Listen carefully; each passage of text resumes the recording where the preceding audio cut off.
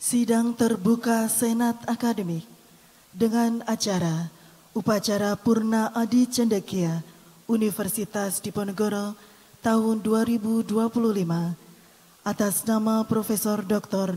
Andes Irianto Widi Suseno M.Hum, Profesor Dr.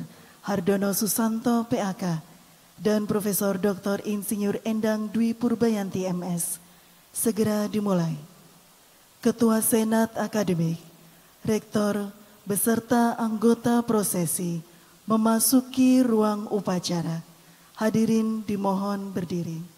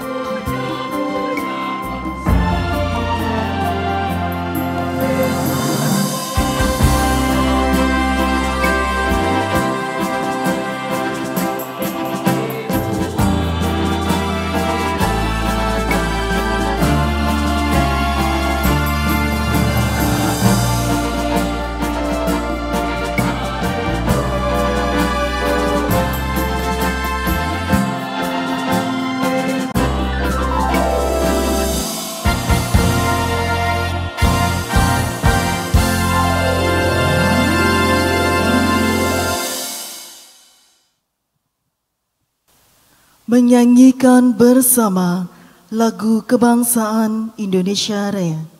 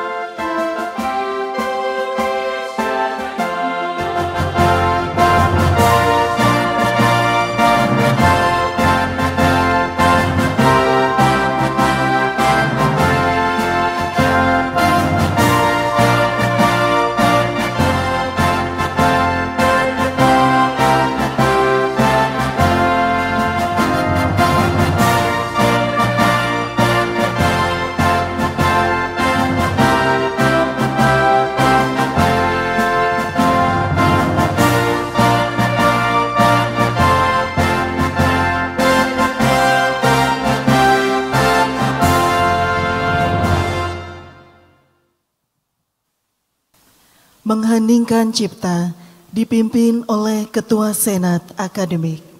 Mengheningkan cipta mulai.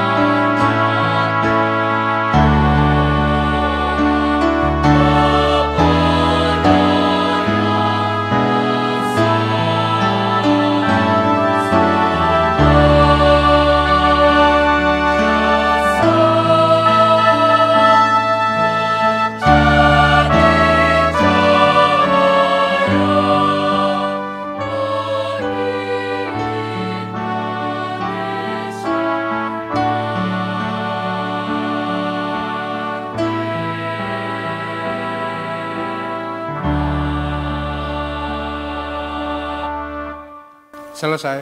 Hadirin disilahkan duduk.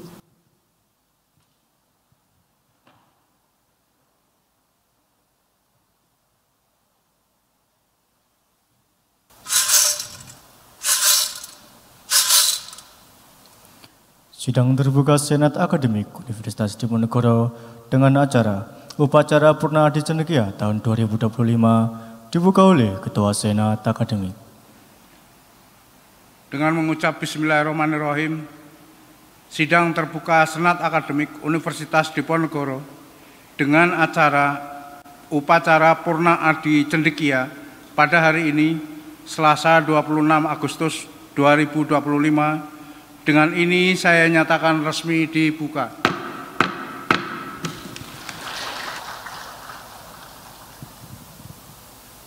Pengantar Ketua Senat Akademik. Yang kami hormati Rektor Universitas Diponegoro, para Wakil Rektor 1, 2, 3, dan 4, Ketua, Wakil Ketua, dan Sekretaris Majelis Wali Amanat, Sekretaris dan para anggota Senat Akademik, Ketua dan para anggota Dewan Profesor, para dekan fakultas dan sekolah, para ketua lembaga, badan, direktur, kepala biro, dan kepala kantor, para tamu undangan, Profesor Dr. Andes Irianto Widisuseno M.Hum dan keluarga, Profesor Dr. Hardono Susanto PAK dan keluarga, Profesor Dr. Insinyur Endang Dwi Purbayanti MS dan keluarga. Assalamualaikum warahmatullahi wabarakatuh. Selamat pagi dan salam sejahtera bagi kita semua. Puji syukur kita panjatkan kehadirat Allah Subhanahu wa Ta'ala, Tuhan yang Maha Esa, yang telah melimpahkan rahmat dan hidayahnya kepada kita semua, sehingga kita dapat hadir dalam acara pagi hari ini, yaitu Upacara Purna Adi Cendekia bagi 3 orang guru besar Universitas Diponegoro yang telah memasuki masa purna tugas, yaitu Profesor Dr. Andes Irianto Widisuseno M.Hum, Profesor Dr. Hardono Susanto PAK, Profesor Dr. Insinyur Endang Dwi Purbayanti MS.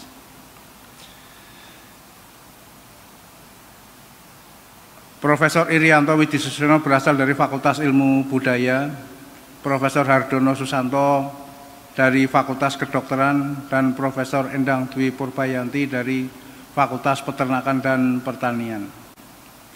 Kami selaku Ketua Senat Akademik dan atas nama segenap anggota Senat Akademik serta Sivitas Akademika Universitas Diponegoro menyampaikan terima kasih kepada Profesor Irianto Widisuseno, Profesor Hardono Susanto, dan Profesor Endang Dwi Purbayanti yang selama ini telah memberikan kontribusi yang sangat besar dalam proses pendidikan anak bangsa, pengembangan ilmu pengetahuan dan teknologi, serta pengembangan masyarakat Indonesia. Terima kasih telah mendampingi dan membimbing kami para junior dalam menapaki jalan panjang dan sunyi dunia penelitian. Kami juga menyampaikan selamat kepada Profesor Irianto Widisuseno, Profesor Hardono Susanto, dan Profesor Endang Dwi Purbayanti yang telah dengan selamat dan sukses melewati hari-hari yang penuh perjuangan. Harapan kami, Profesor Irianto Widisuseno, Profesor Hardono Susanto, dan Profesor Endang Dwi Purbayanti tetap berkenan membimbing kami dalam melaksanakan tugas kebangsaan ini. Kami semuanya juga mendoakan semoga Profesor Irianto Widisuseno, Profesor Hardono Susanto, dan Profesor Endang Dwi Purbayanti tetap sehat sejahtera bersama keluarga tercinta. Demikian sambutan kami. Atas perhatian Ibu, Bapak, Saudara sekalian, kami menyampaikan terima kasih. Wassalamualaikum warahmatullahi wabarakatuh.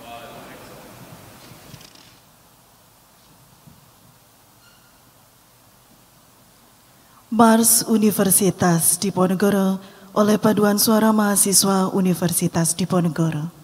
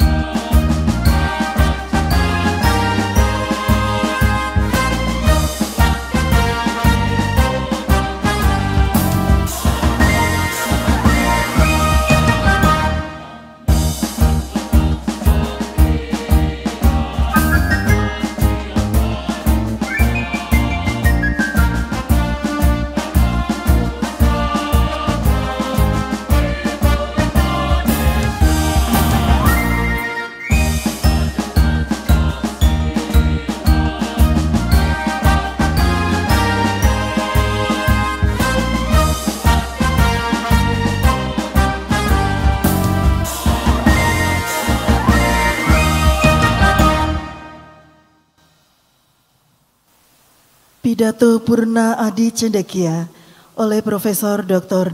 Andes Irianto Widisuseno M.Hum dengan judul Kecerdasan Buatan atau AI dan Masa Depan Kemanusiaan yang Cerdas dan Bermartabat.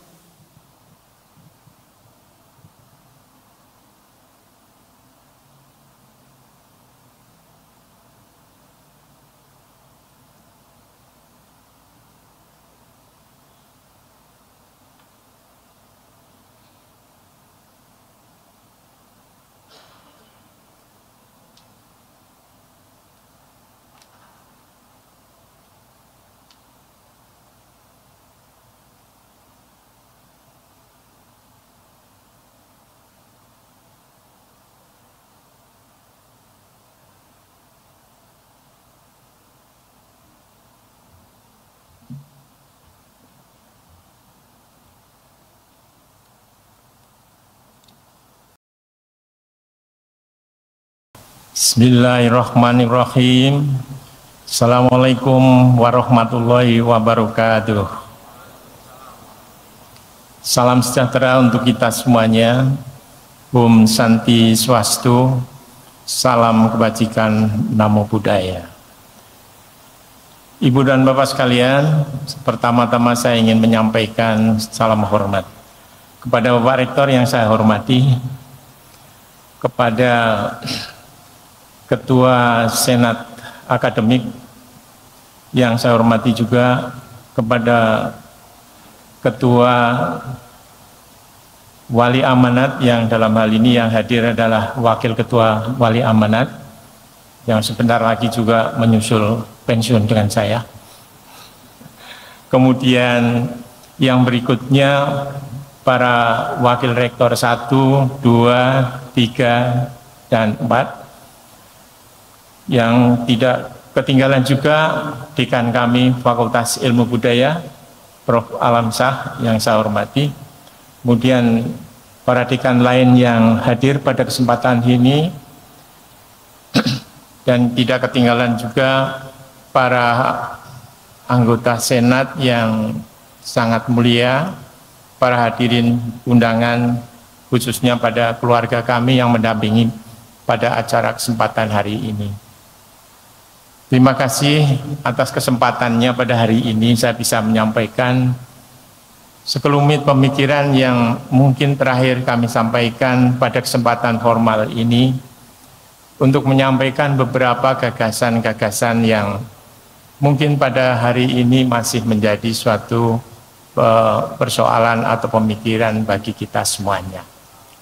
Namun sebelumnya izinkan kami menyampaikan suatu momentum historis yang mengantarkan perjalanan karir saya sebelum saya menyampaikan orasi yang singkat ini. Silakan next. Ya, ini ujungnya ke sana.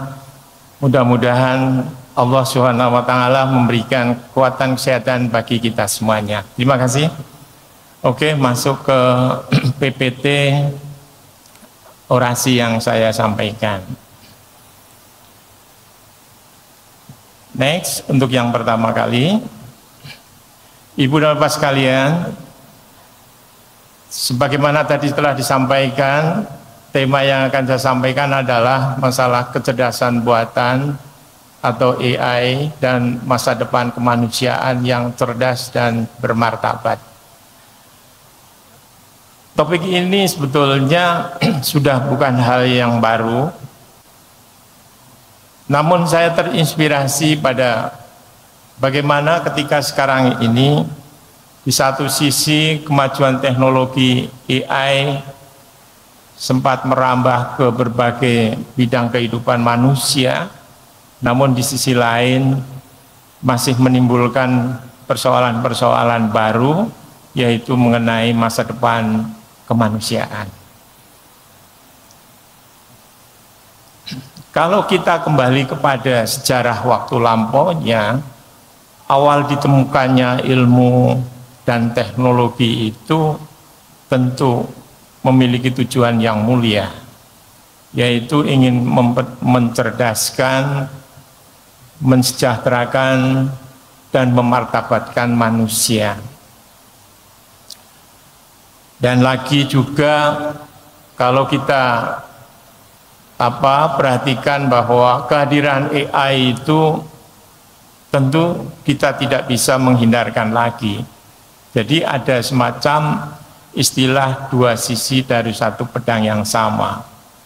Di satu sisi AI memang menjadi suatu kebutuhan bagi kita, di sisi lain memiliki dampak-dampaknya bagi kehidupan manusia.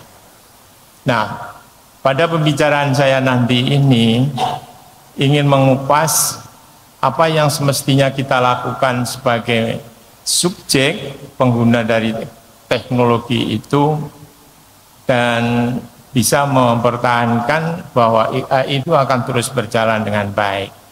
Ibu dan Bapak sekalian, perdebatan-perdebatan yang sekarang ini muncul, kalau kita teliti, tak sekedar memperdebatkan persoalan teknologi dan persoalan masalah-masalah AI aja, melainkan perdebatan itu menyentuh filosofi, etika, kreativitas, dan esensi tentang apa sih artinya menjadi manusia itu. Ini yang menjadi satu pertanyaan yang kemudian menghadapkan pada AI itu menjadi sesuatu pemikiran yang perlu dipecahkan. Oke, next. Seperti yang kita pahami bersama bahwa AI itu intinya adalah suatu simulasi kecerdasan manusia yang terwujud dalam sebuah mesin ya, yang diprogram agar supaya mampu berpikir dan bertindak layaknya seperti manusia. Nah, ini tentu merupakan suatu imitasi kecerdasan yang diwujudkan dalam bentuk mesin itu. Pertanyaannya adalah, apakah kecerdasan buatan itu memang sebuah arti cerdas seperti yang dimiliki oleh manusia? Ini pertanyaan yang pertama.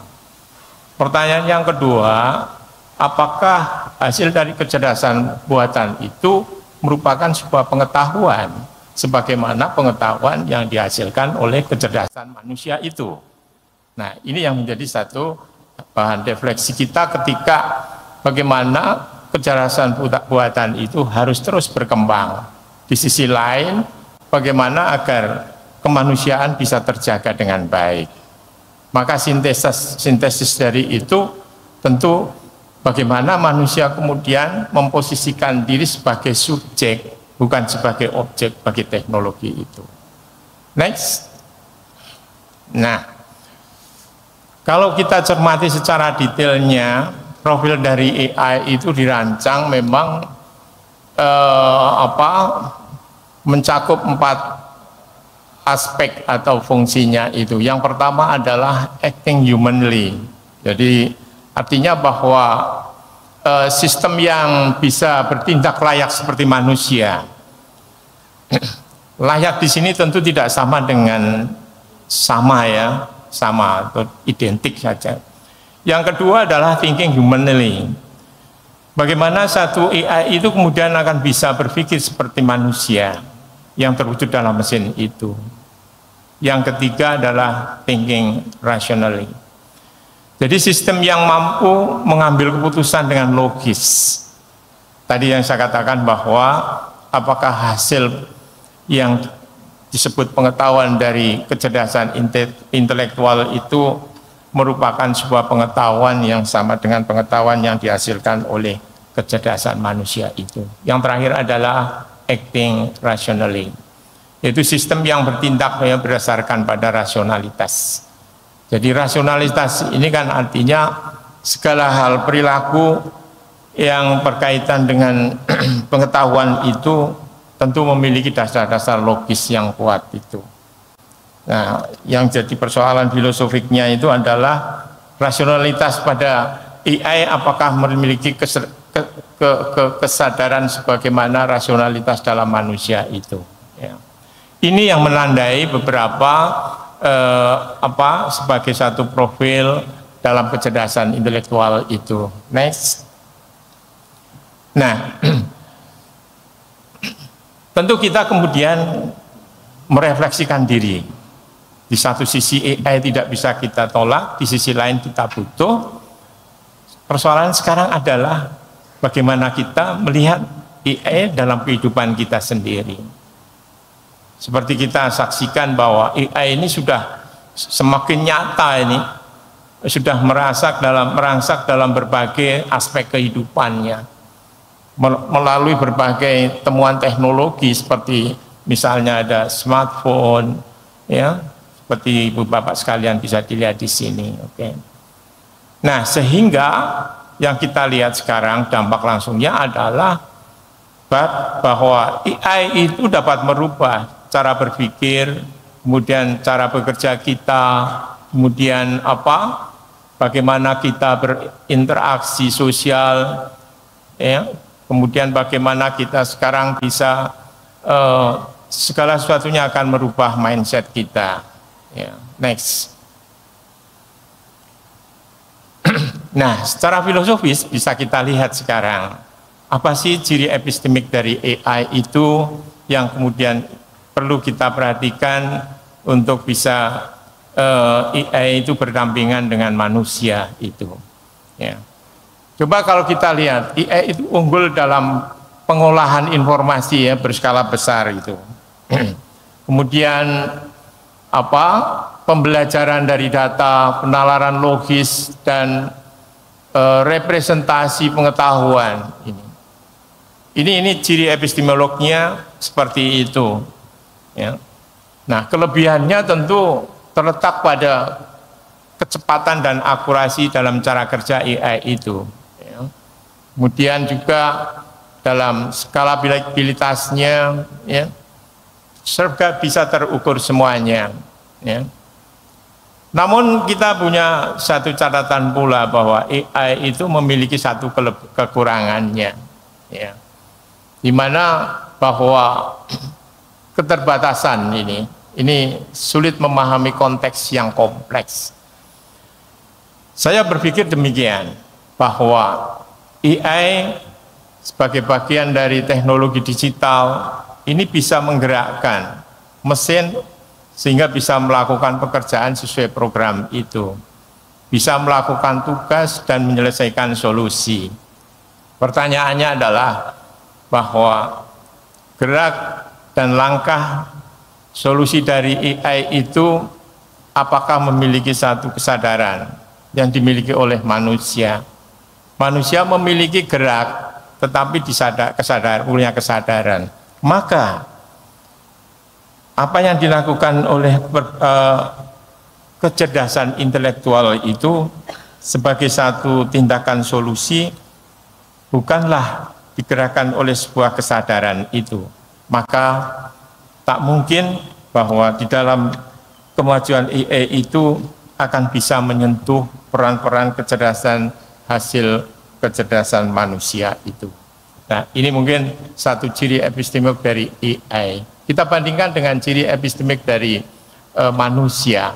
Manusia memiliki keunggulan berupa kreativitas, pemahaman konteks, ya, intuisi, refleksi. Ya. Inilah bedanya gerak pada manusia dan gerak pada kecerdasan intelektual itu.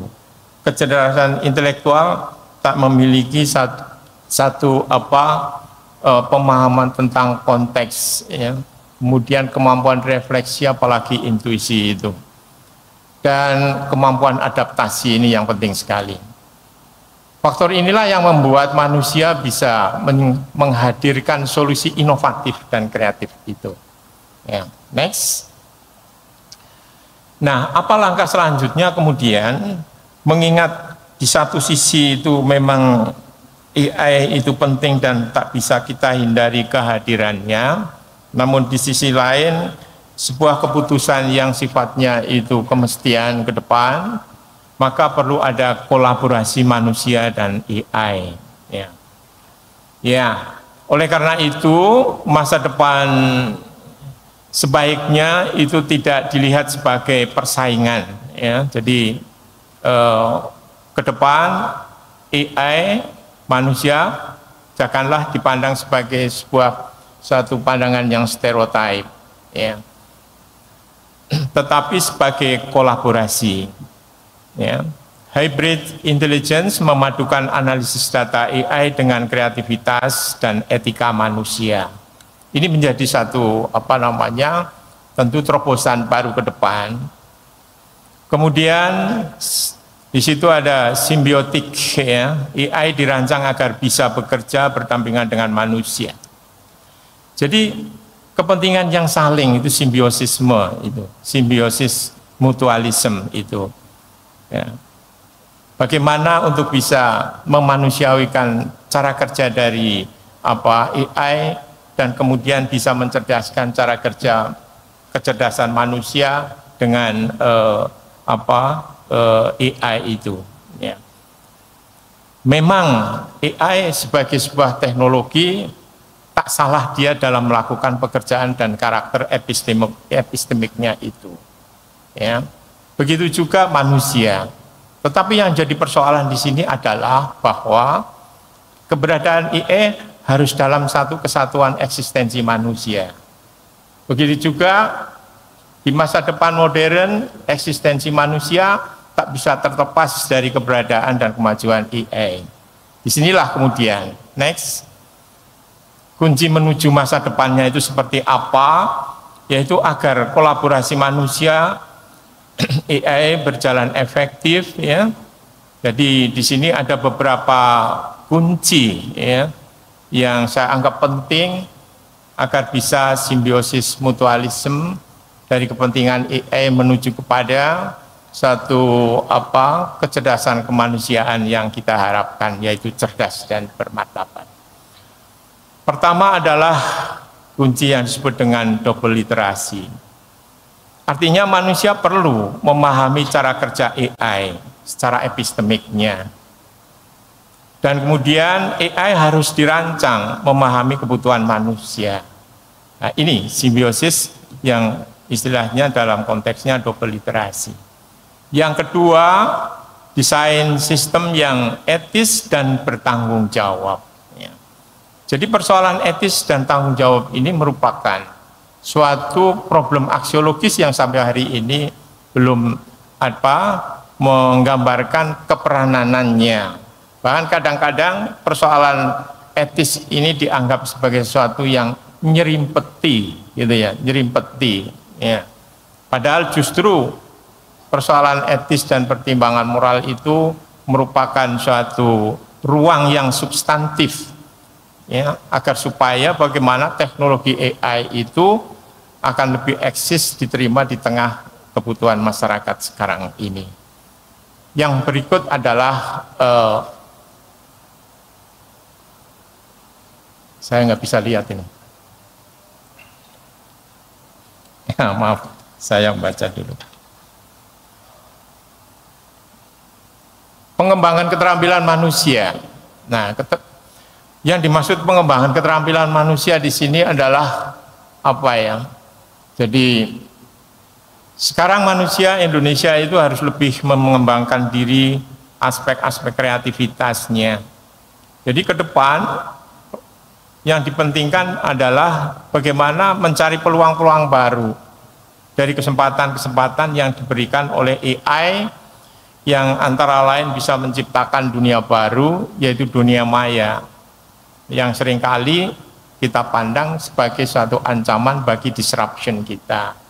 Padahal di sampingnya itu menciptakan alam semesta yang baru. Jadi alam kita semakin banyak, semakin luas. Kita harus bisa menangkap aspek peluang-peluangnya. Next. Nah, agar kita bisa memahami sosok kemanusiaan yang cerdas dan bermartabat bersama AI itu seperti apa. Ini sebuah konsep yang tentu gambaran-gambaran yang bisa direfleksikan, diderivasikan ke dalam konteks yang lebih konkret ini. Tentu cerdas harus kita maknai sebagai berpikir kritis, kemudian menganalisis inovasi dengan bantuan AI ya, untuk keputusan yang tepat. Gitu. Jadi kemampuan kritis di sini untuk mengarah pada satu solusi yang tepat. Kedua adalah inovatif, menciptakan solusi baru lewat pemanfaatan AI.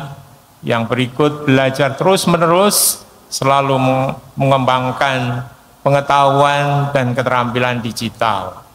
Nah, ini tentu identik yang saya katakan bahwa generasi milenial itu identik dengan generasi digital yang dekat dan lekat dengan AI, yang tentu diharapkan akan lebih cerdas, memiliki karakter-karakter seperti itu. Yang kedua adalah bermartabat, menghormati hak asasi, ya, memastikan AI tidak melanggar nilai kemanusiaan. Ini. Kemudian tanggung jawab, sadar ya, konsekuensi atas keputusan yang berbasis AI. Ini artinya apa? Bahwa tanggung jawab seorang ilmuwan tak cukup hanya sebatas berkewajiban untuk mengembangkan ilmu dan teknologinya saja, tetapi juga memikirkan apa dampak dari pengembangan teknologi itu bagi diri dan masyarakatnya. Saya kira itu. Yang berikut adalah kolaborasi dengan AI. Ya, kerjasama yang efektif. Kemudian menggabungkan keunggulan manusia dengan mesin. Penggunaan secara bijak menjadikan AI sarana untuk meningkatkan kualitas hidup. Jadi memang bahwa dengan ketiga sosok kemanusiaan ini yang saya maksudkan adalah bagaimana suatu bentuk pengembangan AI itu yang kemudian kembali kepada dasar dan alasan awal ditemukannya ilmu dan teknologi, yaitu untuk mencerdaskan, mensejahterakan dan memanusiawikan, ada memartabatkan dan mensejahterakan. 3 hal itu merupakan pilar. Bagaimana kita akan bisa mendidik anak tahu tentang kemartabatan, tapi tidak memiliki satu kecerdasan. Maka kita tak cukup mendidik anak itu cukup cerdas saja dan sejahtera tanpa bermartabat. Begitupun juga tak cukup kita itu bermartabat tanpa kita cerdas dan sejahtera itu. Itu 3 tripilar, trikotomi di dalam satu pencapaian satu anak didik yang purna. Next. Nah, apa implikasinya bagi perguruan tinggi di era AI? Ini merupakan satu konsekuensi bagi kita di dunia pendidikan tinggi. Apa yang harus kita lakukan? Pertama adalah harus menciptakan suatu kurikulum yang integratif. Ya. Jadi gabungan AI, etika, dan soft skill. Nah, ini artinya apa? Bahwa kurikulum harus melupakan suatu satu kombinasi yang inset antara kecerdasan kognitif dan kecerdasan yang afektif itu. Yang kedua, pembinaan karakter ini, yaitu membentuk lulusan cerdas, bermartabat dan bertanggung jawab. Ya. Yang berikut yaitu kualitas pengajaran ini. Jadi dorong pembelajaran yang kolaboratif antara manusia dan AI. Yang keempat, keterampilan abad 21 ini perlu ditingkatkan aspek kritis, kreatif, kolaboratif, dan komunikatif. Maka kita ke depan tidak mungkin seorang saintis itu belajar single fighter, tetapi harus kolaboratif. Mengingat persoalan manusia ke depan modern semakin kompleks. Yang kelima adalah etika dan tanggung jawab. Ya. Tanamkan kesadaran etis dan penggunaan AI. Tujuannya tentu di sini adalah agar lulusan siap berkolaborasi dengan AI untuk kualitas hidup yang lebih baik. Kemudian pendidikan bermutu yang relevan dengan tantangan AI. Oke, terakhir kesimpulan yaitu bahwa keterampilan kehadiran AI itu tidak mungkin akan menggantikan manusia, maka tidak sepenuhnya benar anggapan seperti itu. AI adalah alat bantu yang dapat mempercepat pekerjaan kompleks, sementara manusia tetap unggul dalam kreativitas, empati, dan judgement moral. Tantangan kita adalah bagaimana mempersiapkan diri dengan keterampilan baru agar tetap relevan. Di sisi lain, penggunaan perguruan tinggi punya peran penting dalam membangun kemanusiaan yang cerdas dan bertanggung jawab. AI peran itu bisa diwujudkan dengan menyiapkan kurikulum yang sesuai dengan kebutuhan zaman, membina karakter mahasiswa agar bijak dalam menggunakan teknologi, serta menciptakan kualitas pendidikan dengan fokus dan keterampilan yang tinggi. Maka dengan ini penggunaan perguruan tinggi dapat menjadi motor penggerak agar AI bisa berkembang, digunakan untuk kebaikan bersama dan mendukung masa depan manusia yang lebih sejahtera dan bermartabat. Oke, next. Ya, terima kasih. Demikian Ibu dan Bapak sekalian yang saya hormati. Wassalamualaikum warahmatullahi wabarakatuh.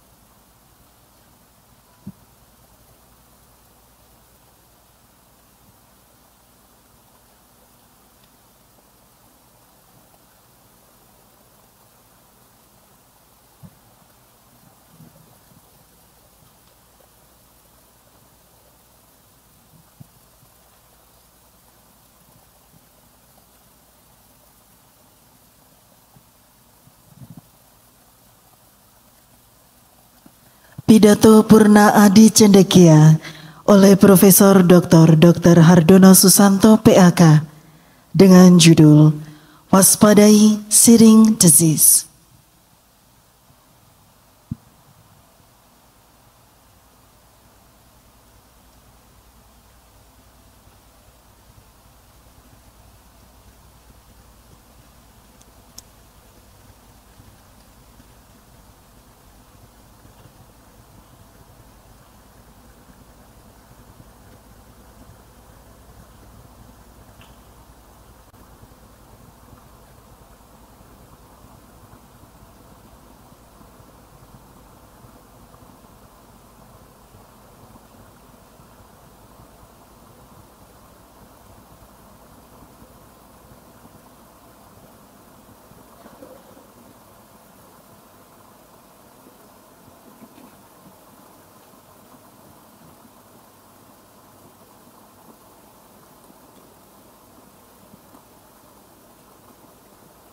Yang saya hormati Rektor Universitas Diponegoro, Ketua, Sekretaris, dan anggota Senat Akademik Universitas Diponegoro, Ketua, Sekretaris, dan anggota Majelis Wali Amanah Universitas Diponegoro, Ketua, Sekretaris, dan anggota Dewan Profesor Universitas Diponegoro,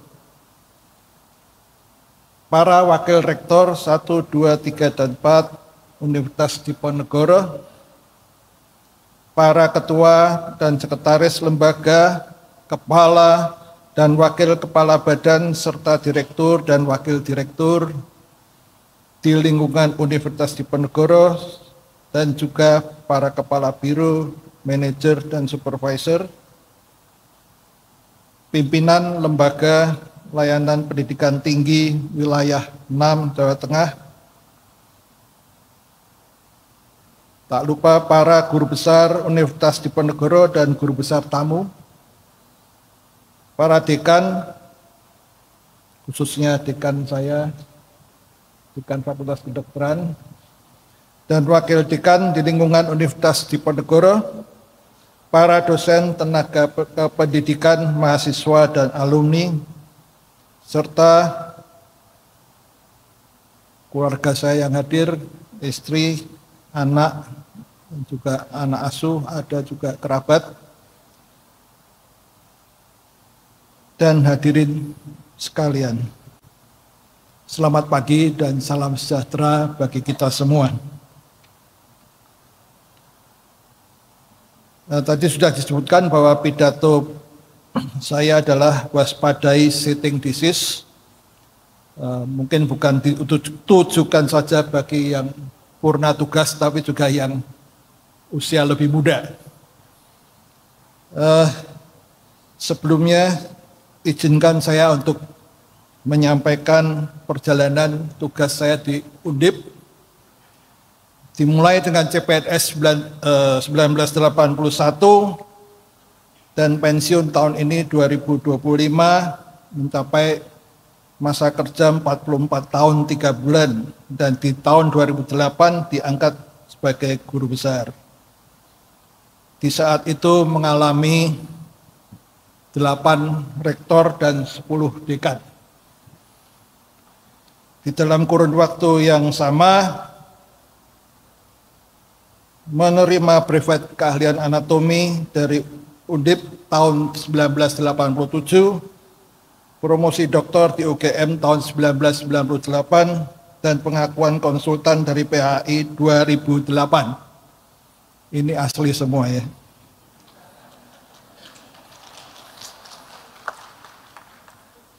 Ya, di dalam melaksanakan tugas Tridharma Perguruan Tinggi, antara lain melakukan pembimbingan S1, S2, dan S3, dan sebagai promotor sempat menerima 18 calon doktor. Termasuk pula mengikuti kegiatan sebagai anggota Perkumpulan Ahli Anatomi Indonesia, dan juga sebagai anggota International Federation Association of Anatomists, dan anggota IDI.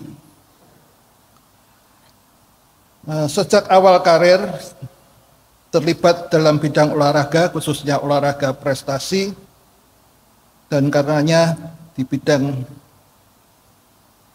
kami adalah kedokteran dan kesehatan olahraga yang juga membawa saya dalam jalur kedokteran dan kesehatan olahraga melalui kajian anatomi fungsional serta aktif di dalam organisasi keolahragaan.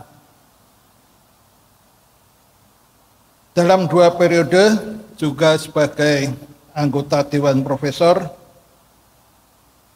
terakhir dengan nahoda Prof. Purwanto. Selain di dalam berbagai rapat, juga aktif di dalam kegiatan lainnya sebagai kontributor buku, kegiatan lain dalam seni budaya, dan mengasah keterampilan tari dan tarik suara di bawah Prof. Purwanto juga. Dan yang mengesankan adalah di dalam masa pandemi COVID-19 dikoordinasikan oleh Prof. Ari membuat video menyanyi bersama mungkin sekitar 10 termasuk album suara yang terakhir bersama Bapak Rektor dan banyak guru besar lainnya termasuk Rektor sekarang. Juga terlibat dalam kegiatan lain seperti ketoprak dan wayang yang terutama pada acara Dies Natalis Undip, dan yang paling kolosal saya rasa adalah ketoprak Gumoro Tegal Rejo ini yang paling akbar, dan wayang orang guru besar dengan pemain guru besar terbanyak.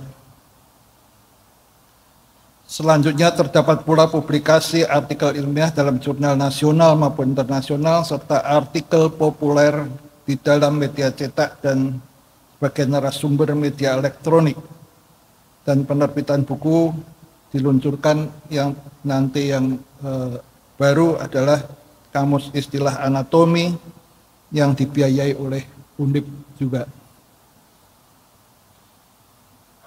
Rektor dan jajaran pimpinan Undip serta hadirin yang terhormat.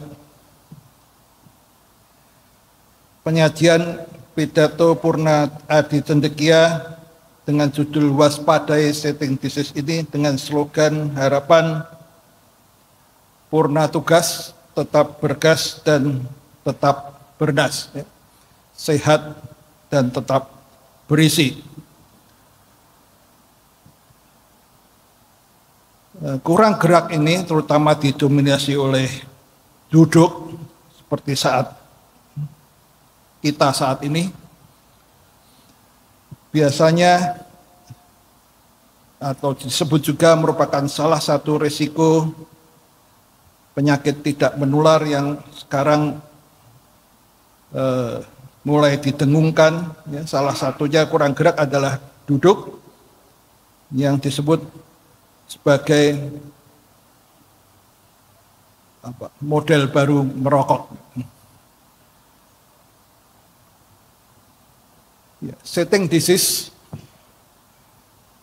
disebut juga merupakan satu pandemi. Kita ingat pandemi COVID dan setting disease ini juga melanda di berbagai penjuru dunia dan tidak memandang usia. Keseharian didominasi oleh kurang gerak, sedikit pengeluaran energi yang memberi kondisi rendahnya kesegaran jasmani. Kita bisa berhitung kalau duduk kita ini mungkin di kantor ada 7 atau 8 jam, kemudian di dalam mobil mungkin 1 jam, makan 1 jam, nonton TV mungkin 1-2 jam, kita total saja sehari berapa kita duduk. Keadaan kurang gerak ditambah dengan faktor risiko lain seperti makanan tidak sehat, kecemasan dan stres, gangguan tidur, kebiasaan merokok dan alkohol, memudahkan orang terkena penyakit-penyakit metabolik dan lain-lain. Kurang gerak sangat memungkinkan orang terkena berbagai penyakit. Mungkin bisa kita lihat di sini ada stroke, ada penyakit jantung, diabetes mellitus, osteoporosis, dan lain-lain. Keberlangsungan waktu lama di dalam keadaan kurang gerak dan terkena satu penyakit menyebabkan keadaan semakin berlanjut, bahkan mungkin lebih parah lagi, masuk di dalam lingkaran setan yang mengakibatkan semakin ragu, bahkan takut untuk bergerak. Permasalahan kurang gerak tentu akan diselesaikan dengan movement is medicine. Kita memberikan obat untuk kita melakukan gerak. Dan yang lebih penting juga disertai dengan perbaikan gaya hidup. Nah, di dalam banyak gerak, kita memudahkan dengan menambah gerak di saat jam aktif atau jam kerja. Silakan bisa dilihat, memang mungkin sulit dilakukan. Ya, di dalam duduk kita 20-30 menit kita mencoba untuk bergerak, tapi tidak harus seperti itu, bisa saja diakumulasikan, mau 1 jam, 1,5 jam, silakan. Kemudian juga naik tangga. Saya ingat di gedung Hayam Wuruk itu 3 lantai tanpa tangga, barangkali juga bersama dengan para gubernur lainnya waktu itu. Juga ada banyak yang bisa kita pilih, juga termasuk mungkin Undip bisa mempelopori adanya standing desk. Ya, karena juga berdiri mestinya lebih ringan sebetulnya daripada duduk.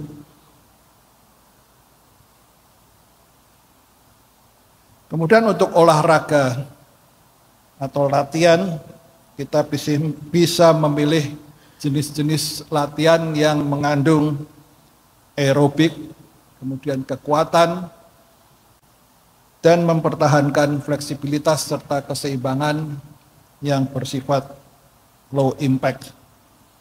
Ini khususnya untuk yang sudah ada umur ya. Kemudian juga kita bisa menambah atau memang ada satu keperluan yang harus ditambah selain banyak gerak tadi adalah memperbaiki gaya hidup tadi. Ada 6: makanan sehat, kemudian aktivitas fisik, memperbaiki tidur, mengelola stres, dan memelihara hubungan sosial dengan lingkungan, serta juga mencegah kita mengkonsumsi substansi-substansi berisiko.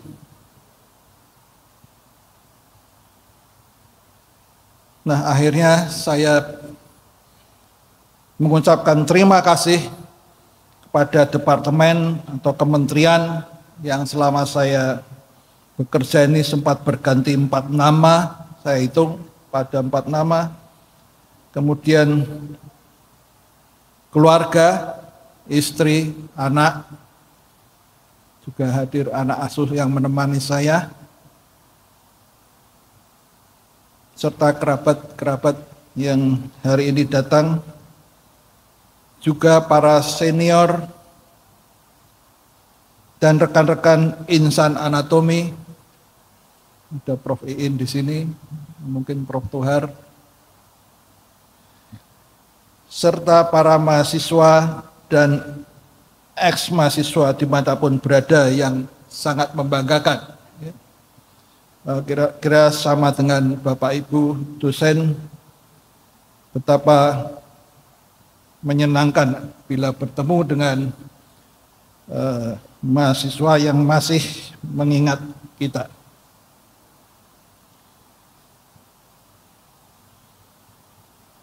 Dan terakhir slide ini saya pribadi dan seizin Tuhan yang Maha Kuasa masih dapat melakukan segala sesuatunya yang bermanfaat. Izinkan pula saya mengakhiri dengan pantun. Olahraga dimugas membuat jiwa dan raga sehat. Telah purna tugas, tetap giat berkarya yang bermanfaat. Boleh satu lagi? Ubur-ubur ikan sepat. Tidak luntur, tetap bermartabat dan bersemangat. Terima kasih atas apabila ada salah kurangnya dalam kata-kata pidato ini, saya mohon maaf yang sebesar-besarnya.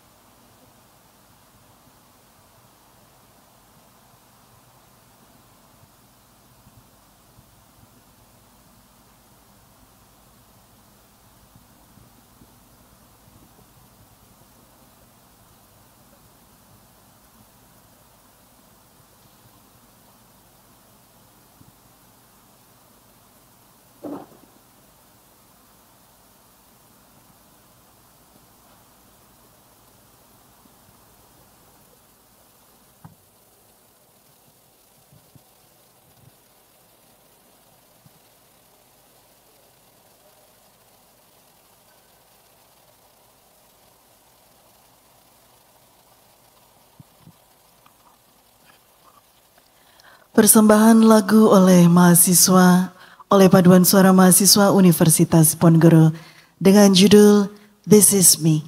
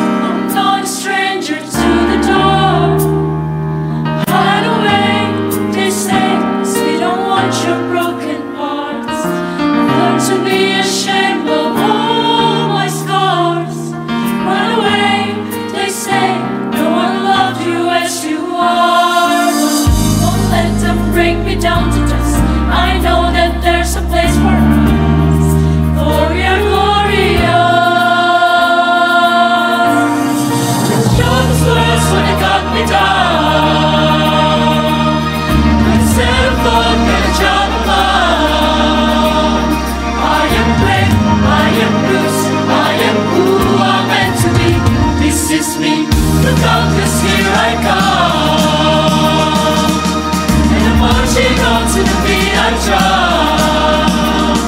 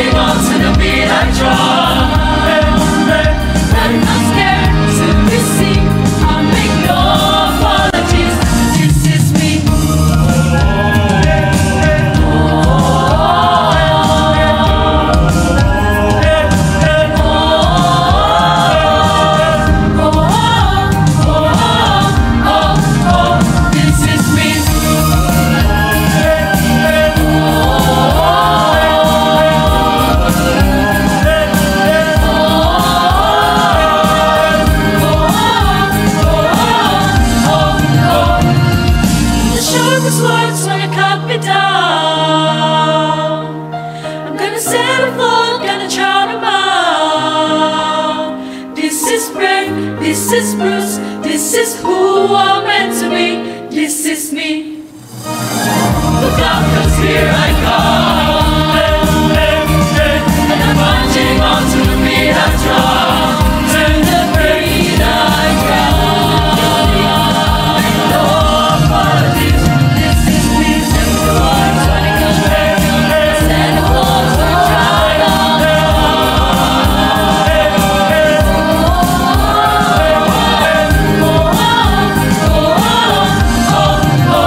This is me.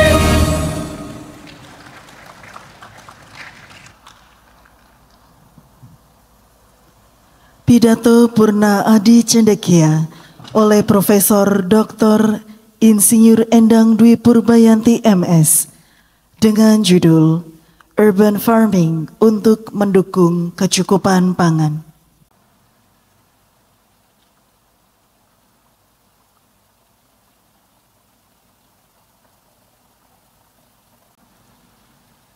Assalamualaikum warahmatullahi wabarakatuh.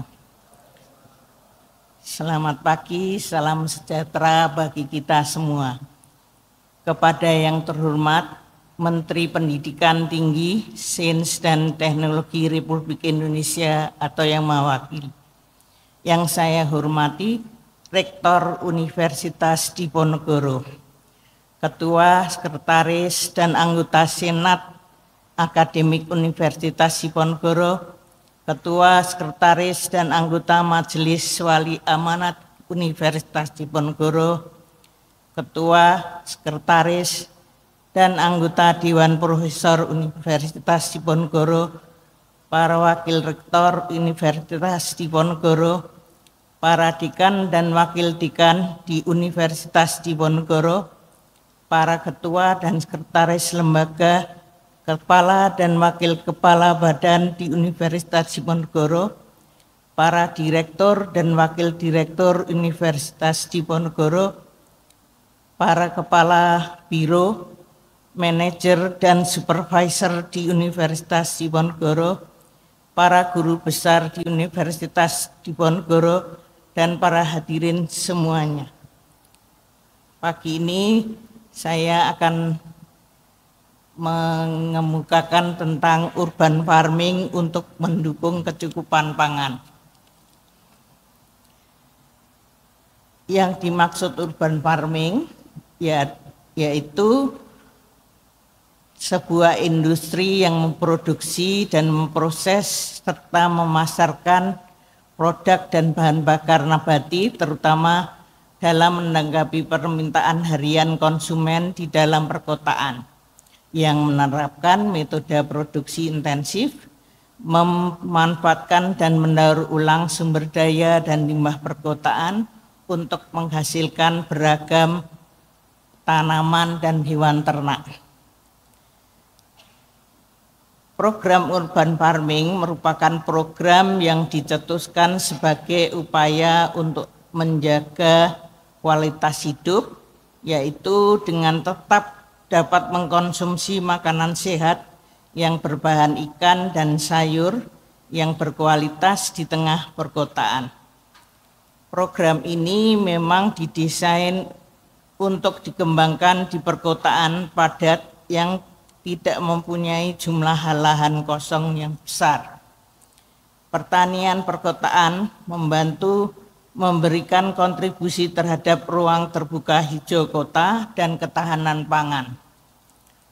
Sedangkan yang merupakan kendala yaitu keterbatasan lahan, serangan hama maupun perubahan cuaca, serta minimnya pengetahuan warga mengenai teknik budidaya yang baik, kendala teknis yang berimplikasi pada kesulitan di lapangan, serta kuantitas dan kualitas hasil panen yang tidak sesuai dengan yang diharapkan.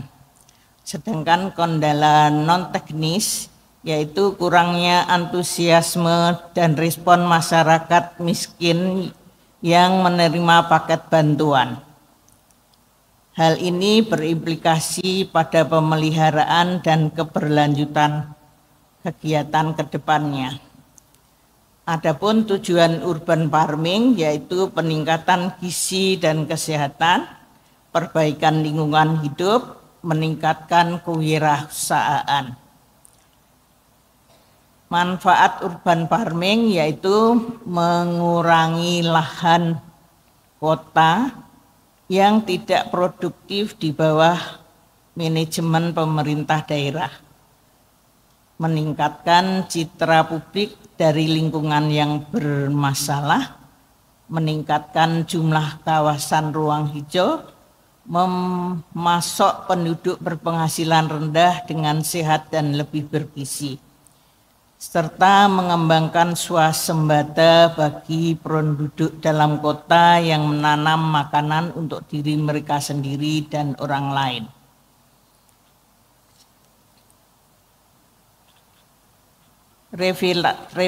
Manfaat yang lain yaitu revitalisasi lingkungan termiskin dengan menciptakan lapangan kerja, serta pangan yang berbasis pangan sehingga membawa lebih banyak pendapatan untuk penduduk, menyediakan kegiatan program non-tradisional yang baru untuk nirlaba berbasis organisasi masyarakat, mengkonversi limbah makanan dari supermarket menjadi kompos dan pupuk yang digunakan dalam memproduksi pangan, mengurangi transportasi makanan melalui ketersediaan yang lebih besar dari produk lokal, mendukung sistem pangan lokal dan regional secara umum. Urban farming memberikan kontribusi penyelamatan lingkungan, pengelolaan sampah, reuse maupun recycle, membantu menciptakan kota yang bersih dengan pelaksanaan 3R, reuse, reduce, dan recycle untuk pengelolaan sampah kota. Dapat menghasilkan O2 dan meningkatkan kualitas lingkungan kota, meningkatkan estetika kota, mengurangi biaya dengan penghematan biaya transportasi dan pengemasan, bahan pangan yang lebih segar dapat sampai ke konsumen yang merupakan orang kota dan memberikan penghasilan tambahan bagi penduduk kota. Adapun 3 pilar urban farming yaitu ketahanan pangan dan keamanan ekonomi, tiga alasan paling umum yaitu menentukan dalam urban farming. Aspek sosial, aspek ekonomik, dan aspek environment. Sedangkan model-model urban farming yaitu memanfaatkan lahan tidur atau lahan kritis, memanfaatkan ruang terbuka hijau, mengoptimalkan kebun dan sekitar rumah, menggunakan vertikultur. Penerapan urban farming yaitu penanaman pada lahan tidur, di mana kota biasanya memiliki sumber lahan tidur yang dapat diubah menjadi lahan untuk produksi pangan. Penggunaan air limbah perkotaan. Aliran air limbah kota bisa diubah menjadi sumber air bagi pertanian berkelanjutan. Penerapan urban farming, peningkatan pembangunan kembali hubungan pasokan makanan kota dengan pinggiran. Lingkup urban farming muncul jika kota ini terlihat berhubungan dengan pinggiran kota dan daerah sekitar. Penduduk kota membutuhkan pasokan makanan untuk tetap sehat, berlimpah, dan dapat diakses. Potensi bertanam bahan pangan di perkotaan. Jenis-jenis urban farming yaitu vertikultur atau tanaman bertingkat ke atas, hidroponik atau tanaman bertanam tanpa tanah, aquaponik, bertanam dengan air, pemanfaatan pekarangan biasa kita kenal, kemudian roof garden, perikanan, juga peternakan. Sampai di sini, terima kasih. Wassalamualaikum warahmatullahi wabarakatuh. Persembahan lagu medley folklore oleh Paduan Suara Mahasiswa Universitas Diponegoro.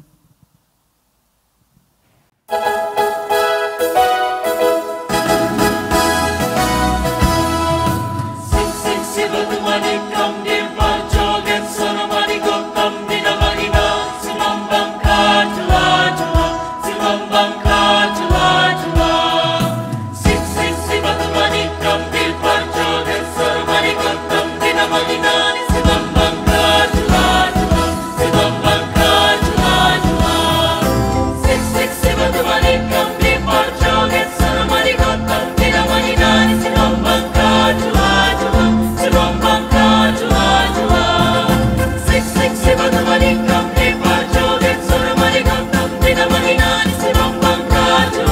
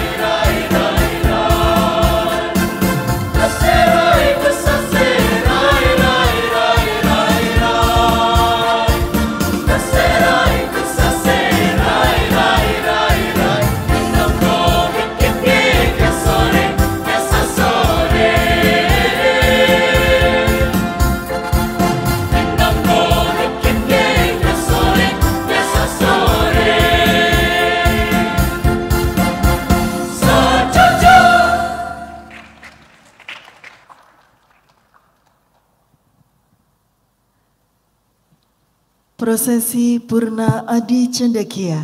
Hadirin dimohon berdiri. Kepada para guru besar Purna disilahkan menempatkan diri.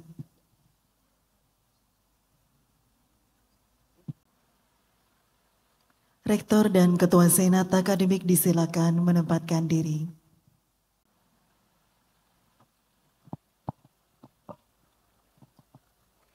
Pembacaan naskah Purna Adi Cendekia oleh Rektor.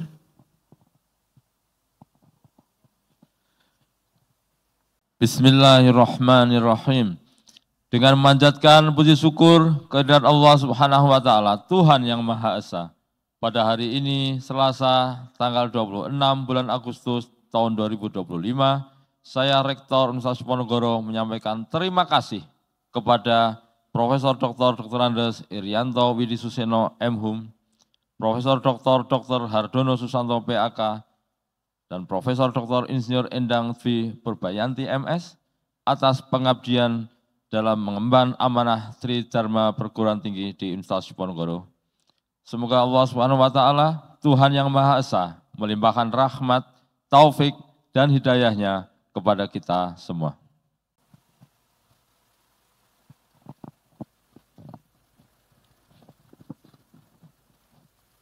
Penyerahan plakat Purna Adi Cendekia oleh Rektor didampingi Ketua Senat Akademik.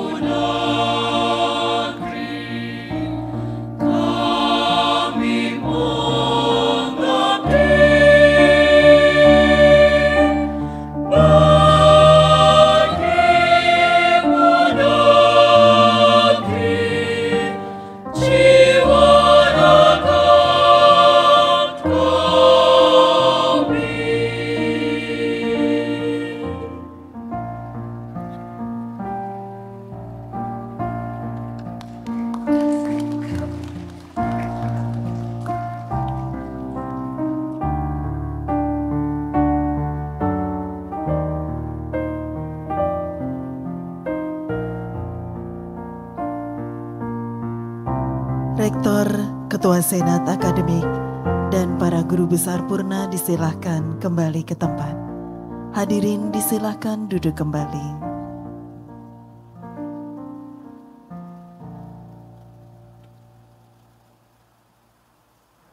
Dilanjutkan sambutan Rektor Universitas Diponegoro.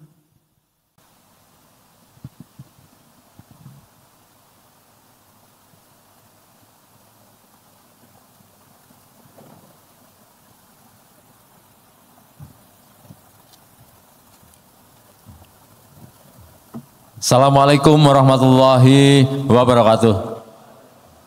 Salam sejahtera untuk kita semua. Yang kami hormati Ketua dan Sekretaris Senat Akademik Universitas Diponegoro. Yang kami hormati Ketua Dewan Profesor, Wakil Rektor, para Dekan, Ketua Lembaga, para anggota Senat dan anggota Dewan Profesor, para tamu undangan dan keluarga dari Profesor Dr. Andes Irianto Widisuseno, keluarga Profesor Dr. Hardono Susanto, keluarga Profesor Dr. Insinyur Endang Dwi Purbayanti, DWP Undip, dan hadirin yang berbahagia. Pertama, mari panjatkan puji syukur kepada Allah Subhanahu wa taala, kita masih diberi sehat. Pagi ini kita bisa hadir di acara yang sangat penting dan hikmat, yaitu Purna Adi Cendekia. All professors never die, they just fade away, katanya gitu ya. Itu ikut-ikutan all soldiers never dies. Setiap orang ada zamannya dan setiap zaman memang ada orangnya.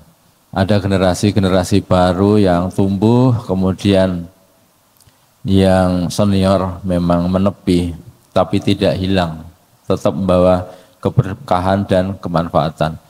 Pagi ini mestinya saya di Jakarta, di Art Hotel, ada penandatanganan bonus untuk WCU, tapi saya menghormati sangat acara ini, maka Undip satu-satunya yang diwakili oleh WR3. Jadi kami sangat respect pada senior, dan undangan dari Dikti memang terlambat, baru 2 hari yang lalu. Rektor harus hadir katanya. Tapi saya bilang saya ada acara Purna Adi Cendekia gitu. Nggak bisa, akhirnya nego dan boleh. Jadi di Indonesia ini, alhamdulillah pagi ini ada penghargaan Bapak Ibu untuk WCU. Tapi bentuknya kayak lagunya Rhoma Irama, yang kaya makin kaya, yang miskin makin miskin. Karena yang 500 besar dunia dapat 70 miliar. Yang di luar 500 besar seperti kita dapat 12 miliar. Yang belum ada ranking ya alhamdulillah dapat hikmahnya. Jadi dapat 0 rupiah. Jadi ya yang 500 besar duluan ya alhamdulillah dapat jauh lebih gede. Ini juga ya nggak apa-apa kalau aturan mainan demikian, kami tetap minta support dari Bapak Ibu semua ya, terutama Bapak Ibu Dekan. Bukan apa-apa kalau kita agak sedikit genjot terus, karena signifikan banget antara 12 miliar dengan 70 miliar itu jauh. Ya kalau kita mensyukuri ya alhamdulillah, daripada 0 kan lebih banyak yang 0 daripada yang kita dapat ya. Namun demikian karena kita sudah mintip-mintip Bapak Ibu 624 kategorinya, saya sudah minta teman-teman kategorinya tahun depan harus masuk di 500. Kenapa? Kita kemarin sudah mencapai progres terbesar, 2 terbesar di dunia, Universitas Brawijaya dan Undip, itu mendekati 100 poin, belum pernah ada. Makanya kita mendapat penghargaan di Makau. Dari 700 sekian yang tinggi banget, kita menjadi 624. Ya logikanya kalau kita bekerja sangat keras ya harusnya kita besok sudah kepala 5. Kalau kepala 5 dapat 70. Deket banget gitu, deket banget Bapak Ibu ya. Hanya memang karena dunia akademik ini juga butuh betul-betul sebuah dramatic shift, saya rasa. Hampir semua kita memang banyak di comfort zone. Undip ini ditulang punggungi cuma oleh 35% dari dosen-dosennya. Yang memiliki tulisan ilmiah cuma 35% dari seluruhnya. Sehingga selebihnya itu dan lebih banyak tidak punya. Tahun lalu saya sampaikan gimana kalau 1 dosen 2 lah Scopus gitu. Mungkin juga ada riak-riaknya, tapi ini masuk akal sekali kalau kita dosen kan memang sudah choice ya, the chosen one sebagai pendidik, mendidik dengan baik, research dengan baik, dan pengabdian kepada masyarakat. Kemarin kita evaluasi, kita masih di 1100. Dari rata-rata 500 tahun terakhir kita di 1800. Sedangkan untuk 500 besar dunia wajib hukumnya 3.000. Jadi itu sudah hitung-hitungan kalkulasi. Tanggal 11-12 kemarin Agustus kita undang dari KS ya untuk workshop per program studi. Kita berharap ini bisa akseleratif. Kita sedikit keluar dari comfort zone. Ya terutama untuk yang 65% yang ya gini aja nggak apa-apa gitu. Jadi saya rasa udah nggak zamannya ini, sudah tidak zamannya lagi. Kita harus 3 pilar ini wajib hukumnya. Best in education, kemudian great in research, kemudian community services. Nah, di riset ini kita yang harus dramatic shift dari betul-betul pola pengajaran menjadi pengajaran yang berbasis research. Nampaknya tidak mudah meskipun LPPM sudah membuat skim yang sangat luar biasa dari 200 menjadi 900, tetapi akses untuk ke sana meskipun ini kompetisi yang sangat low level of competition tetap nggak terserap. Jadi kita belum tahu lagi nanti caranya seperti apa Bapak Ibu, tapi kita harus bergerak beyond ekspektasi dari masyarakat. Bisa, saya rasa bisa. Kemarin kita dramatic shift sekitar hampir 100 poin naik di QS itu juga sudah pencapaian yang sangat luar biasa dan kami apresiasi. Tapi saya rasa kita masih bisa lebih tinggi lagi untuk the best lah di negara ini. Bapak Ibu kemarin juga bagian dari apakah kita akan mengejar ranking? Pasti tidak. Tetapi Bapak Ibu hampir semua orang meskipun benci ranking ketika memasukkan anaknya yang dilihat ya rankingnya dulu. Jadi ini kayak sesuatu yang kita benci tapi ya penting gitu ya. Untuk melihat rekognisi dan reputasi dari masyarakat. Kita tagline-nya adalah bermartabat dan bermanfaat. Alhamdulillah 2 titik yang saya sangat syukuri, kita sangat syukuri. Pertama, kemarin kita menjadi 7 universitas terbaik yang dipilih oleh Kementerian Transmigrasi untuk ekspedisi Patriot. Saya rasa itu pencapaian yang sangat bagus, kita dipilih karena tidak semua universitas dipilih. Jadi itu didasarkan pada track record community services. Kita ada 285 mahasiswa dan dosen, alhamdulillah seniornya cukup banyak, terima kasih kepada Bapak Ibu senior-senior yang mendampingi mahasiswa kita di 57 titik di 13 provinsi yang paling luar di Indonesia. Ini agak berat ini, dan ini NKRI. Jadi kemarin juga di acara ini dibuka oleh Pak AHY dan sekitar 10 menteri dan dari Ketua Komisi 5, Wakil Ketua, acara yang sangat excellent, betul-betul diharapkan bahwa ini akan menjadi titik tonggak, bahwa kayak transmigrasi itu bukan hanya perpindahan penduduk, tetapi betul-betul membuat pertumbuhan-pertumbuhan baru di banyak tempat di Indonesia. Ini sangat luar biasa, makanya yang dikirim diseleksi betul. Diseleksi betul, basisnya research, kemudian juga nanti akan dikembangkan untuk seterusnya. Yang kedua Bapak Ibu, kalau kita lihat di undi profile itu ada desalinasi. Mungkin Bapak Ibu merasa kok gitu terus ya Pak Rektor ngomong itu terus. Tapi ternyata itu impactingnya besar sekali, luar biasa Bapak Ibu. Luar biasa. Rupanya kita harus membuat strategi untuk menjadi small win. Kemudian kita sebarkan dan kita omongkan terus. Kemudian menjadi trademark. Kalau ngomong desalinasi berarti Undip. Dan ini alhamdulillah cukup sukses. Minggu-minggu ini Prof. Nyoman dan teman-teman banyak sekali ditangkap dalam tanda petik oleh banyak kementerian. Dari Kedutaan Australia sudah pasti. Kemudian juga Bu Retno Marsudi sudah Zoom. Akan dibawa menjadi pola di PBB. Karena beliau adalah sekarang ketua Section PBB untuk penyediaan air untuk seluruh dunia.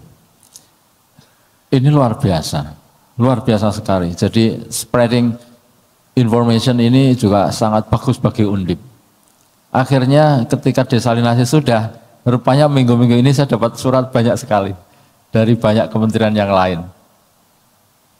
Rupanya yang direferensikan ya itu gitu. Pak Rektor, boleh nggak kami kerjasama di bidang ini, di bidang ini, di bidang ini. Saya, wah, sesuatu yang bagus memang harus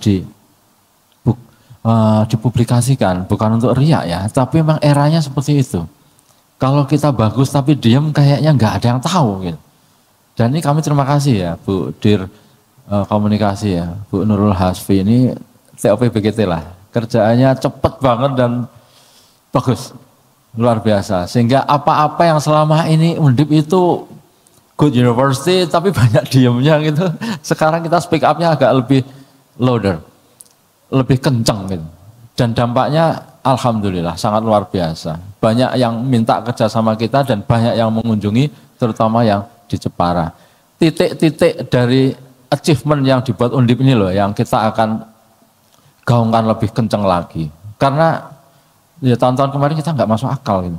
Ada satu universitas yang QS impacting rankingnya itu tinggi banget. Kita di jauh gitu. Kan sama gitu. Sedangkan kita pengabdian masyarakatnya juga sangat luar biasa. Soal recordingnya dan soal speak up-nya. Ini yang kita perbaiki sehingga kita pas. Mestinya kita bisa perform lebih bagus lagi di masa mendatang. Bapak Ibu, itu adalah capaian dari Undip yang kita maintain, dan tentu saja itu semua kami sangat terima kasih pada guru besar yang hari ini purna, yang memberikan banyak tonggak bagi kita untuk kita lanjutkan untuk seterusnya. Kita memiliki resources yang sangat luar biasa, tapi kita masih banyak PR. Tapi saya selalu melihat ini, kita melihat ini sebagai sesuatu yang in positive perspective. Pasti bisa. Ini hanya masih di zona nyaman saja. Ketika ada sebuah contoh researcher yang bagus-bagus dan bermanfaat bagi rakyat dan masyarakat, terima kasih Undip. Kayaknya Bapak Ibu yang punya ilmu, yang punya ini benar-benar applied, implemented, mudah-mudahan makin banyak yang tergerak untuk tidak hanya ada di kelas, tapi juga di masyarakat. Apa yang disampaikan oleh Prof. Irianto tadi tentang kegelisahan, tentang AI, saya rasa itu juga bagian dari seorang cendekiawan yang mempertanyakan skeptis bahwa ini gimana masa depan, dan banyak pemikiran-pemikiran dari beliau yang kita dengar dengan sangat bagus. Kemudian tadi yang kedua oleh Prof. Hardono, sitting disease ya. Jadi saya rasa rupanya kita harus banyak bergerak. Ada yang saya note itu, park further away. Ini benar nggak ya gitu. Kita kalau parkir agak adoh sidik gitu. Kita kok enggak banget ya bagi orang Indonesia. Kalau bisa parkir mobil itu persis di depan pintu masuk. Gitu. Makanya kalau survei tentang gerakan exercise orang sedunia, pasti Indonesia nomor 1 yang paling malasnya. Nomor 2 Saudi dan lain sebagainya. Malasnya luar biasa untuk bergerak. Mungkin karena kita agak panas ya di luar. Terima kasih Prof. Hardono tadi, ilmunya banget sekali. Kemudian Prof. Endang juga tentang urban farming. Saya rasa kita hari ini dan ke depan kita masih akan bergelut dengan ketahanan pangan. Dan di Undip kita membuat tim ketahanan pangan dan pengentasan kemiskinan. Rasanya kerjanya juga tambah luar biasa. Karena banyak sekali kegiatan-kegiatan dari Provinsi Jawa Tengah yang diminta Undip untuk menjadi partner. Bapak Ibu yang kami hormati, sekali lagi kami sangat terima kasih Prof. Irianto, Prof. Hardono, Prof. Endang, Undip, mudah-mudahan dari legacy dari Bapak dan Ibu Prof, kita bisa lanjutkan dengan sebaik-baiknya. Mudah-mudahan Bapak Ibu makin bangga bahwa kita menjadi kampus yang tidak hanya ngejar-ngejar ranking, tapi lebih pada itu makin bermartabat dan bermanfaat. Saya juga tadi suka banget note dari Prof. Hardono ya, purna tugas, tetap bergas, tetap bernas. Wah, tepuk tangan ya untuk kita semua ya. Menjaga kondisi sampai 70 masih smart, masih sehat, masih bermartabat, masih bermanfaat, itu saya rasa ya kita harus tetap menjadi panutan lah untuk kita semua yang lebih muda. Mudah-mudahan kita bisa sampai titik itu, husnul khotimah, dan memberikan kemanfaat bagi masyarakat, bangsa, dan juga yang pasti mahasiswa kita yang ada di Universitas Diponegoro. Bapak Ibu, kami akhiri dengan makan tuna di Surabaya. Guru besar purna, Bapak Ibu luar biasa. Terima kasih. Assalamualaikum warahmatullahi wabarakatuh.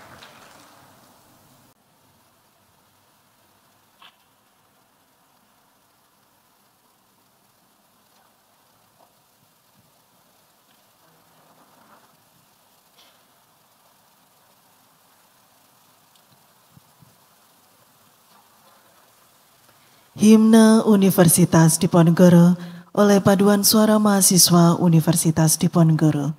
Hadirin dimohon berdiri.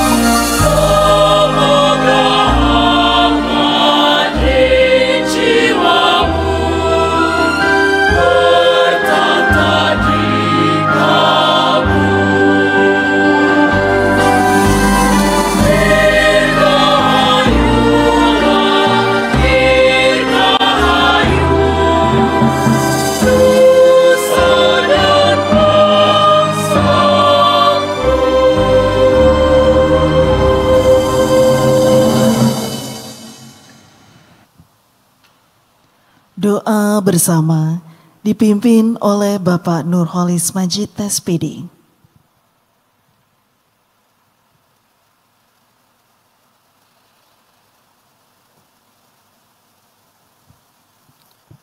Assalamualaikum warahmatullahi wabarakatuh.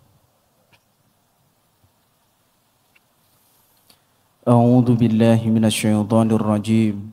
Bismillahirrahmanirrahim. Allahumma salli wa sallim wa barik ala sayyidina habibina wa syafi'ina wa maulana Muhammadin sayyidil awwalin wal akhirin. Wa radiyallahu tabaraka wa ta'ala an kulli sahabati rasulillahi ajma'in. Alhamdulillahi rabbil alamin. Hamdan syakirin, hamdan na'imin, hamdan yuafi ni'amah wa yukafi mayyidah. Ya Rabbana lakal hamdu kama yanbaghi li jalali wajhikal karimi wa azimi sultanik. Ya Allah, Ya Rahmanu Ya Rahim, kami haturkan puji dan syukur kehadirat-Mu atas segala limpahan rahmat dan karunia-Mu, sehingga pada saat yang berbahagia ini kami dapat hadir bersama dalam acara Purna Adi Cendekia Universitas Diponegoro. Untuk itu ya Allah, jadikanlah kegiatan ini sebagai kegiatan yang Engkau ridhoi, yang membawa barokah untuk kami semua. Ya Allah, ya mujibas sa'ilin, kami memohon ya Allah, karuniakanlah kepada guru-guru kami nikmat kesehatan, kebahagiaan dan keberkahan. Berikanlah umur yang bermanfaat untuk senantiasa berbuat kebaikan. Jagalah guru-guru kami ini dari segala kejelekan, fitnah dan mara bahaya. Karuniakanlah kepada guru-guru kami ini rezeki yang barokah, keluarga yang bahagia, dan anak cucu yang soleh solehah sebagai penerus amal bakti mereka. Ya Allah, ya Qadir, Engkaulah yang maha menguasai seluruh alam. Berikanlah kami kesabaran, ketabahan, keikhlasan, dan ridho atas semua ketentuan-Mu. Ampunilah kami atas segala kekurangan, kesalahan dan kekhilafan, serta dosa yang telah kami lakukan. Ampuni dan sayangilah kedua orang tua kami. Ampuni dosa dan kesalahan guru-guru kami, dosa dan kesalahan para pemimpin dan pendahulu kami. Bimbing kami agar senantiasa berada di jalan yang Engkau ridhoi. Rabbana atina fid dunya hasanah wa fil akhirati hasanah wa qina adzabannar. Walhamdulillahi rabbil alamin. Wassalamualaikum warahmatullahi wabarakatuh. Hadirin disilahkan duduk kembali.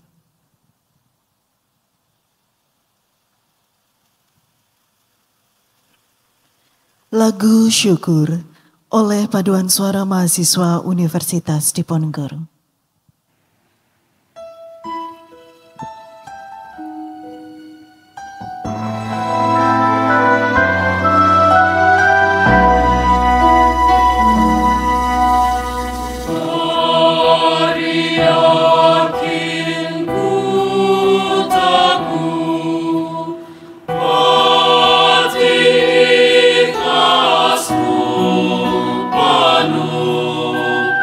Oh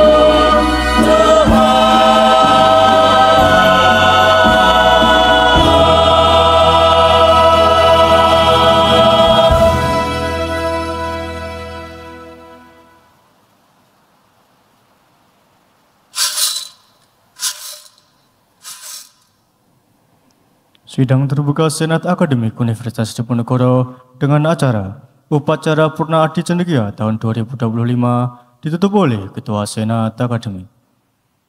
Assalamualaikum warahmatullahi wabarakatuh. Sebelum menutup sidang, perkenankanlah kami menyampaikan terima kasih kepada segenap panitia yang telah bekerja keras mempersiapkan dan menyelenggarakan acara pada hari ini. Terima kasih juga kepada Paduan Suara Mahasiswa Undip yang telah ikut menyemarakkan acara pada hari ini. Kami juga menyampaikan terima kasih kepada segenap hadirin yang telah dengan tekun dan khidmat mengikuti acara pada hari ini. Kami mohon maaf bila ada hal-hal yang kurang berkenan di hati Ibu, Bapak, Saudara sekalian. Dengan mengucapkan syukur Alhamdulillah dan dengan seizin Ibu, Bapak, Saudara sekalian, sidang terbuka Senat Akademik Universitas Diponegoro dengan acara Upacara Purna Adi Cendekia pada hari ini Selasa 26 Agustus 2025. Dengan ini saya nyatakan resmi ditutup.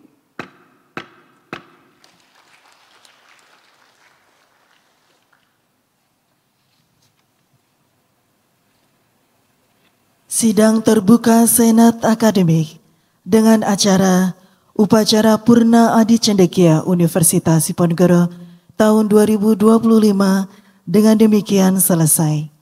Mohon perhatian, setelah ini Bapak dan Ibu akan diberikan kesempatan untuk memberikan ucapan selamat purna kepada para guru besar purna. Agar dalam pemberian ucapan selamat dapat berjalan dengan tertib dan lancar, mohon hadirin tidak beranjak dari tempat duduk hingga giliran memberikan ucapan selamat tiba. Profesor Dr. Andes Irianto Widi Suseno M.Hum, Profesor Dr. Hardono Susanto PAK, dan Profesor Dr. Insinyur Endang Dwi Purbayanti MS, beserta pendamping, disilahkan menempatkan diri.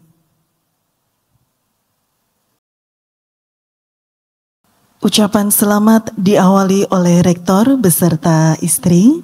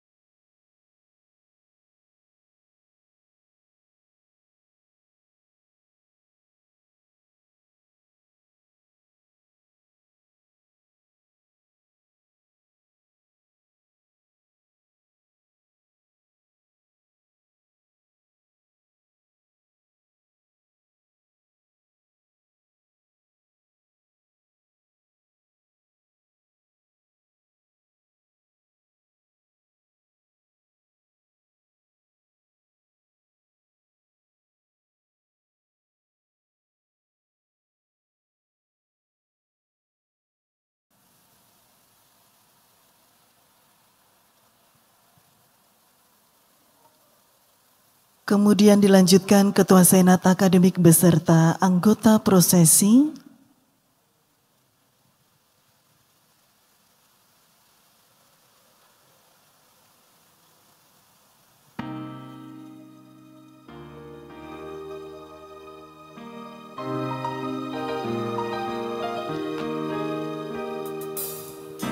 Not a stranger to the door. Hide away, they say, we don't want your broken bars.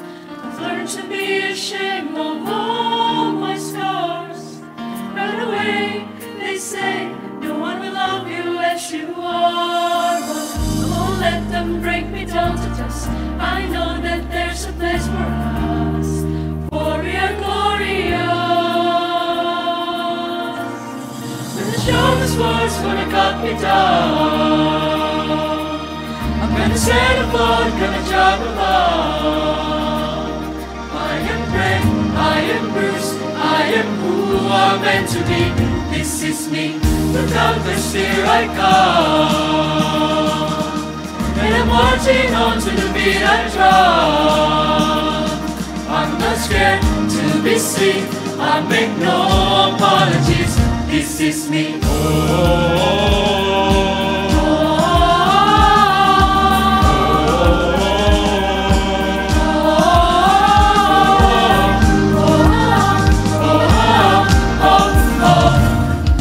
Another hour of bullets hits my skin from far away. Yesterday I won't let the stress sink in.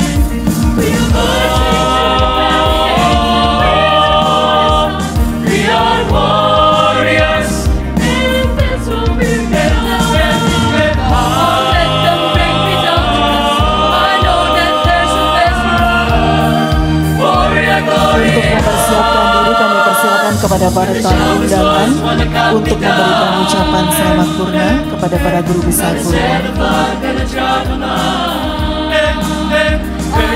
Dan setelah tamu undangan, kami persilakan kepada anggota keluarga dari para guru besar purna untuk memberikan ucapan selamat purna.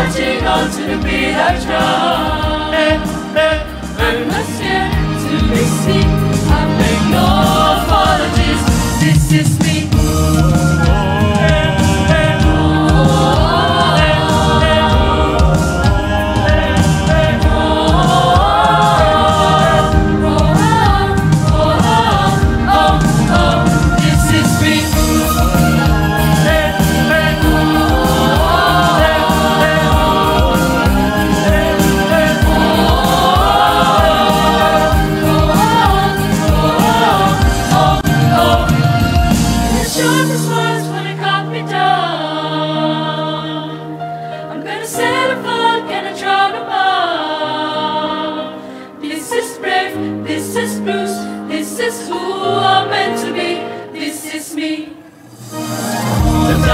Here I come, and I'm marching on to the beat I drum.